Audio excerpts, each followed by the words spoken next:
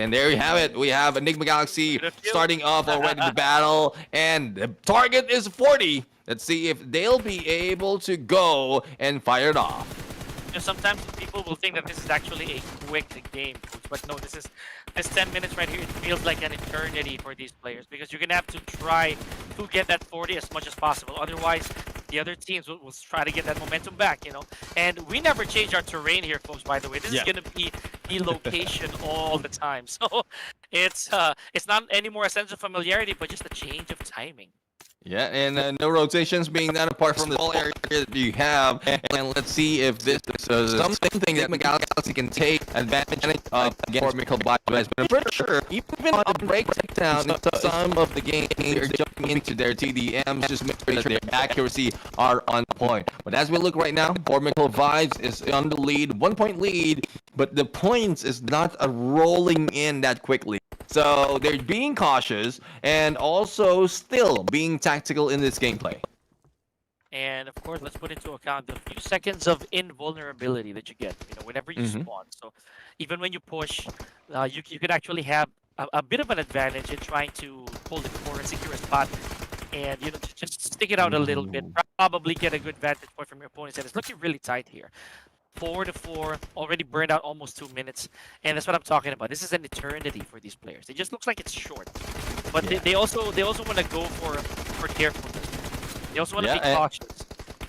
And as you can see, there's a lot of people in here, a lot of players in here who's just spending their time behind all those covers. Because not only that, you can recover, especially if you receive a little bit of damage. But East right now is in here, jump by 2, but still managed to survive with only 2600 HP, still gunning down Freak. Let's see if he'll be able to go and get that hit. Still, he wins the battle 1v2, and he's still alive. Who can target another one?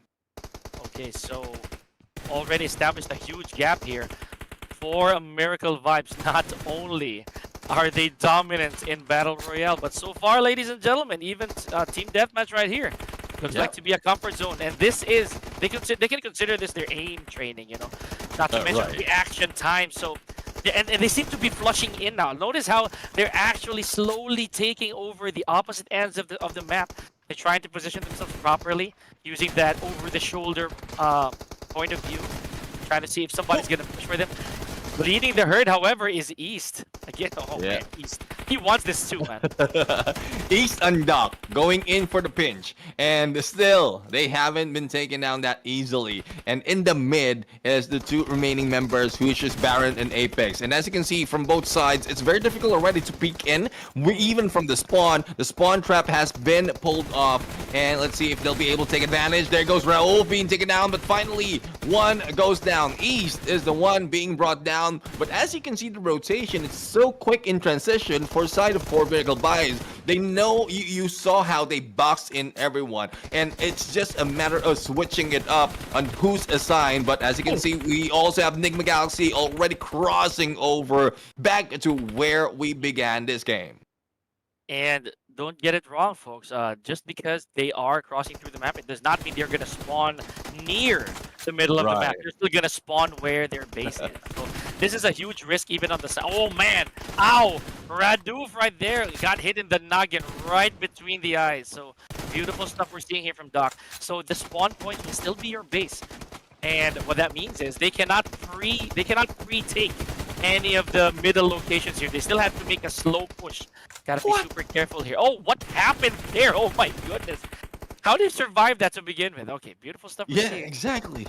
The thing is, I was looking at it, and East, if I'm not mistaken, he already have 13 on elimination.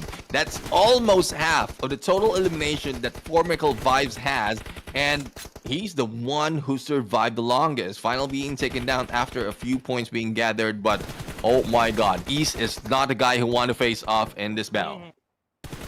And it's streak after streak here for East. Doc providing a good amount of backup here.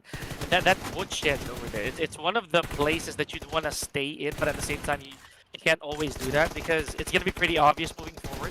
But I guess it's really working out on East's advantage. He gets a good bird's eye view of all these corners, right? His left is secured, his right is secured, and there's not really a lot of... Wow! Okay, there's not really a lot of how should I say this, freedom for Right. East. And look at look, Coops is doing the same thing. He's taking advantage of that perspective. Man, East, I don't know how you're doing this right now.